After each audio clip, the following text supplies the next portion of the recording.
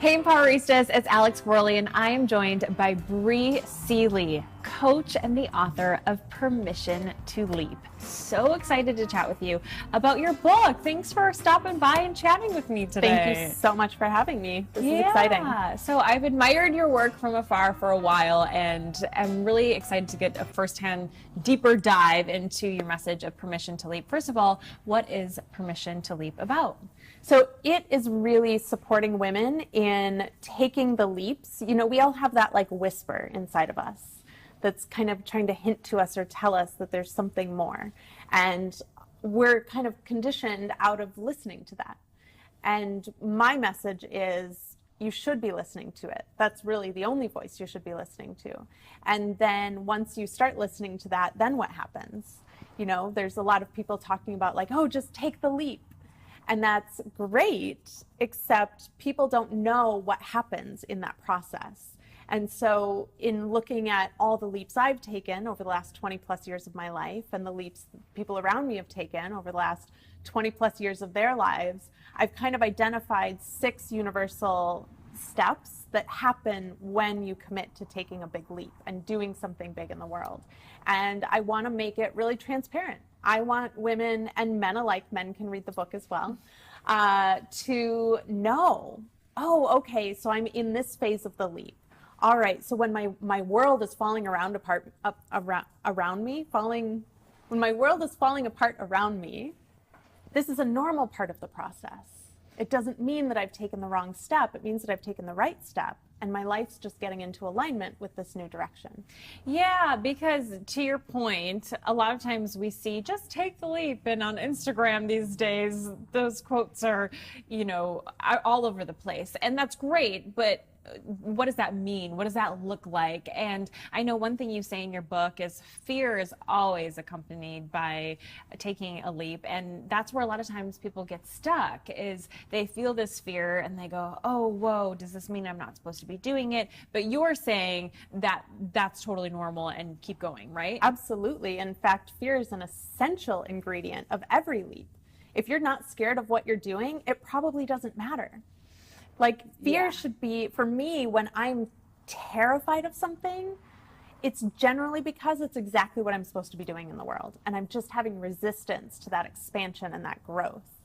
Yeah, absolutely. And circling back to something you said earlier, we all have that whisper and small voice that tells us something that we probably are supposed to be doing. What about for the people who have a hard time distinguishing different voices? Because a lot of times, I don't know about you, but for me, a lot of times I've got a lot of different voices going on. The voice of fear telling you not to do it, this voice that maybe does feel a little bit more like your gut, voices from outside of yourself, society, your inner circle. There's so many voices. Yeah. So how do we know which one to listen to? What does it sound like? Yeah, I was just having this conversation with some girlfriends on the way here of like, how do you differentiate what's other people's and what's yours? And then we hear, you know, one voice inside our head and we think that it's just one, but there's so many aspects of ourselves within that we have to start getting familiar with and differentiating what each of these voices sounds like. So for me, my fear voice typically comes through, it's typically really like panicked and worried and has just like this energetic kind of like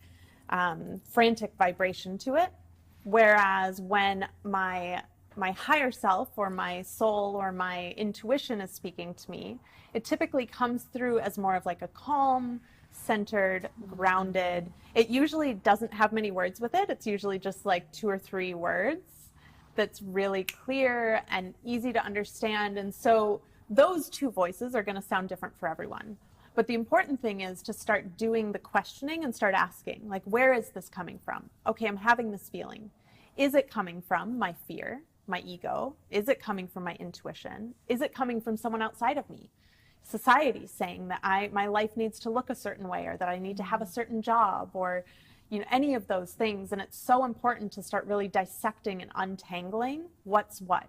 Because if you're listening to that fear, you're going to keep creating things that are in alignment with that. If you're listening to other people, you're going to be creating a life that isn't yours and that doesn't jive with who you are and what you should be creating in the world. If you're listening Yeah. to your intuition, for me, that has been the only voice that has ever led me in the right direction. That's beautiful. And I'm a firm believer that stillness is so important in order to tap into that intuition, that gut feeling. And for some people, that looks like meditation. For others, that looks like yoga. Sometimes it's literally just sitting still, whatever it is for you. Just finding that stillness is so key. Do you agree? Absolutely. That's one of the practices that I swear by. Like when I start working with any client, that's one of the first things we address. You know, what is your daily practice? How do you tap in to your soul? How do you talk to your intuition? You know, what's your connection with the spiritual world? The things that we can't see that are all around us at all times in this world. And without that, I believe that we're just constantly creating from this physical plane, this like human existence. And that's only like the tiniest part of what's available to us. And so that's the number one thing. And I always recommend that people have, you know, whether it's a 30-minute practice or an hour practice or 30 minutes in the morning and 30 minutes in the evening, whatever it looks like for you, whatever works for you, find something. Because that's the place, that silence, that stillness is where your intuition is going to have the space to come to the surface. And according to social media, it's meditation for you, right? You're into meditation? I do love meditation. I do a number of different things. I usually block off the first 3 hours of my morning just as like me time. And that, you know, that involves getting up and like feeding the cats and making myself breakfast and having my daily morning cup of tea. And I love meditating and reading and journaling and having a gratitude practice. And some days it's all of those things. And some days I just get in my yoga hammock and flip upside down and just am in stillness for a half an hour. Yeah. So one of the other key proponents of that daily practice that I love to gift people is that it's going to look different. It's going to look different day to day, week to week, month to month. And you really just have to be open to like, what do I need today? Where am I at today? I've had mornings where I just sit at the kitchen counter and I color in a coloring book for 3 hours. Like, that's adorable. We need to see more of that on your Instagram story. Actually, that's true. I haven't done that in a while though, but it's, you know, it's wherever I'm at, whatever I'm feeling the need to fulfill that morning. And, you know, what, turning on my music and having a cat in my lap and doing a coloring book with mantras and things that I can like really just clear my mind and be present for a hot second. So let's circle back to your book a little bit. What is that cycle like of taking the leap? So the thing that I love in talking about this is that so many people think that on the day they commit to their leap, that's the leap.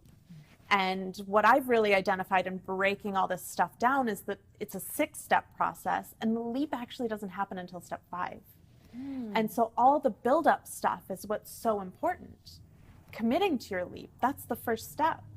You're sitting on this fence of indecision, like, are you going to leap or you're not going to leap? Because if you're sitting there constantly back and forth, the universe has no idea what to send you. Right. Like you say, okay, well, I'm thinking about taking a vacation in December, and you're like, but I don't know if I'm going to go to Hawaii or New York.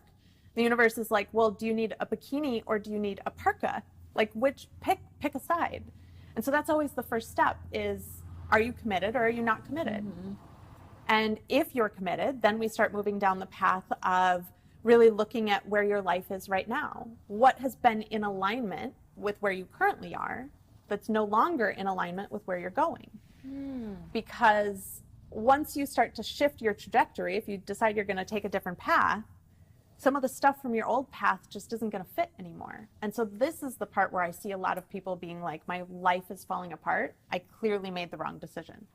And they're like, I better backpedal and change my decision and go back to my job or go back to, you know, whatever it was that I had before. When in actuality, it's simply an alignment issue. The things that no longer fit are just making space. They're clearing out to make space for the things that are aligned with where you're going. And then once you start clearing that space and getting rid of the things that aren't aligned, then the clarity can rise to the surface. Then you start getting hints and you know, nudges and winks about all the little things that are being put in place in preparation for you to leap. And then I have found that almost right before the leap, there's always like a last little, are you sure? Yeah. It's always, you know, someone calls you with a job offer, Or right before I moved to Los Angeles, my mom came to visit and she's like, my little girl, I really don't think you should move to LA. Just stay in Washington. It's safe here, you know? And then, which spun me into this whole like, oh, am I making the wrong decision? Am I making the wrong move? Should I not go? There's always one last little like, are you sure? Are you really committed? Because there's still an out. It hasn't yet manifested itself into the physical world. There's still an out. So are you really committed? And then it's after that moment that things start clicking into place and that your world starts changing around you, and, you know, life meets you and starts supporting you, and all of these things start manifesting in your physical reality. And that's the leap. That's when then you get to take the inspired action and really start moving forward and creating what it is that you want in the world. And then the final step is the feedback loop, really starting to look at, okay, what's working, what's not working? Where am I at this week? And really doing like a consistent check-in about, you know, you're building a business. Okay, this week I sent out a newsletter and I did social media and I did this and I did that and I made phone calls. Like, what of that worked? What of that didn't work? Where are you going to focus your energy so that you're not hustling? So that you can only do 2 to 3 major things a day, and they're the right things, instead of focusing on all this other stuff, and all of a sudden you're way off the path that you started on and you have no idea how to get back to actually moving towards your vision. That's so good. To really bring this to life, can you give us an example of one of the leaps that you took and kind of how it worked in this taking a leap cycle? Yeah, so I started a business when I was 24, and I started it just kind of out of naivete and stupidity, and it was great. It was fine at the time. And so I decided to do it again, kind of out of that naivete, and life started realigning itself. Things started falling away. Other things started coming into place. I won a competition at Phoenix Fashion Week. I got invited to LA Fashion Week. All these things, started getting clarity about how I needed to move to Los Angeles, started creating that. There was a whole nother like sub leap within that conversation, and had multiple moments of like, are you sure? Are you really sure? Are you really sure? And I kept showing up for it, and I kept showing up for it, and I kept showing up for it.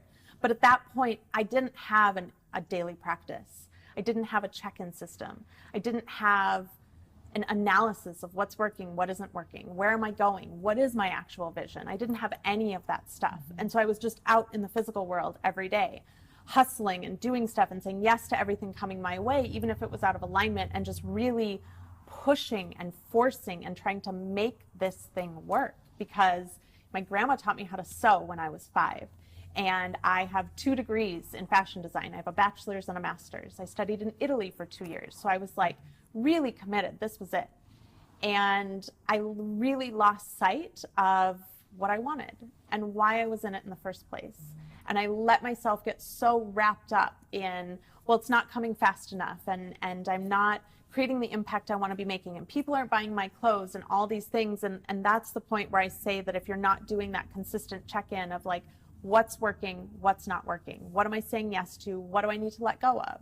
How do I create what it is that I really truly want in the world? I was so focused on just being busy and just doing and saying yes to everything that came my way that I realized about 6 or 7 years in that I felt like I was just running on a hamster wheel constantly, which is expending a whole lot of energy. But if you've noticed, hamster wheels don't ever go anywhere. Yeah. And so it's like that hustle thing. Exactly. Yeah. And so I woke up one day and I was like, this isn't fun anymore. And, you know, luckily I'm self-aware enough that I had been starting my practices towards the end of it, and I had been learning how to communicate with my intuition. And it was very shortly after that that I was in meditation and got a really clear, like, it's time to shut it down. And so the other thing I like to talk about with leaps is that leap in conventional terms failed. And I wouldn't be sitting on this couch here right now with you having this conversation, having just finished a book and getting ready to put it out in the world, if I hadn't have completed that leap. That's a really good point, because I think a lot of times we think that if a leap is meant to be, it will work out in the conventional way we had envisioned. But sometimes things happen in our life for a chapter and for a reason, right? Yeah. A friend of mine says reason, season, or lifetime, and she subscribes to that. And I very much am like, I'm going to be present with what's here right now. You know, yes, I'm a coach and an author and a speaker right now in this moment, and I see that happening for at least the foreseeable future. And there is a day when it might stop working. But while I'm here right now in this, I'm going to really be checking constantly. Am I still in alignment? Is this working? Is this not working? How is feedback the book going? Is that exactly what it is? Yeah. And so the more I can stay aligned with that and with my intuition and myself and what I'm creating and what I'm desiring in the world, I feel like the more likely it is that will continue, that you'll continue down that road. That's awesome. So for someone who is watching and they are considering taking a leap and they have that clarity that they want to take this leap, what advice do you have for them? So when people are making the decision, I recommend one of two things typically. So I just interviewed this great couple and they told me they used to live in Santa Monica. They had a 3-bedroom house and they basically moved from their 3-bedroom house into 3 backpacks. And I was asking them, like, what was the hardest part of you got rid of everything. Wow. What was the hardest part? And they said that they implemented a 15-minute decision-making policy. And they would sit down and they would communicate about a decision for 15 minutes, and then they would make the decision and move on. And so that could be a really great way to do it, because oftentimes we get stuck in that, like, the fear and the possibility and the fear and the possibility, and we just spin ourselves into these ridiculous You can think yourself places. to death, exactly. you know, versus just going with that instinct, which usually comes very quickly. Yeah, and it's usually more right than your logic is. So if people are comfortable with that aspect, totally do that. If you want to go more towards the logical aspect, what I recommend is really identifying with both decisions, whether you leap or you don't leap, there are risks and rewards associated with each. So a lot of times we like to only look at the rewards of staying where we are and only look at the risks of our leap. But there are rewards with the leap too that you can't get with staying where you are. And there are risks with choosing to stay where you are. So if you're going to go that route, be honest with yourself. And don't just look at one side of the coin for each option. Look at both sides of the coin for both options. And then you just have to decide, what do I value? What's important to me? Is it important to me to create change in the world? Is it important for me to be of service in the world? Is this current thing that I'm in fulfilling that? No. Okay, well then, am I willing to trust that because by the sole fact that I have this desire means that it's possible? Can I trust that? That's beautiful. Yeah, that's a really good point, and I love that you gave it a logical framework, because I agree with you that there's nothing like that gut instinct. But for some of us, you do need to look at it from a logical perspective, and weighing out both is really powerful. So obviously you just need to buy her book, because this has just been amazing. So where can people get it? So you can either register for a free copy, free digital copy at permissiontoleap.today. That's www.permissiontoleap.today. Or I currently have pre-orders going on. It is the only place you can get a signed copy of the book, and that is on Publishizer. So if you go to publishizer.com, find my pre-order campaign, and you can get yourself and multiple friends signed copies of the book. Amazing. Okay, lastly, what is your definition of empowerment? So empowerment is really having a great communication with that voice and owning it for yourself, and not allowing the shoulds, the external things, the fear voice, all of that stuff to kind of dictate. It's exactly what we've been talking about. It's really owning that voice inside that knows what is best for you, and trusting that and moving out into the world with it. I love that. As one of my yoga instructors says, stop shitting on yourself. I love Reiki, that saying. My Reiki provider several years ago said that to me, and it's one of my so favorites good. as well. It's so good. Well, Bri, thank you so much, and I'm just so glad that you stopped by and shared all of this wisdom. Such good stuff that every empowerista needs to know. Thank you. Thank you. This was great. Good. And let us know what your definition of empowerment is using #EmpowerRista, and we'll show you some social media love.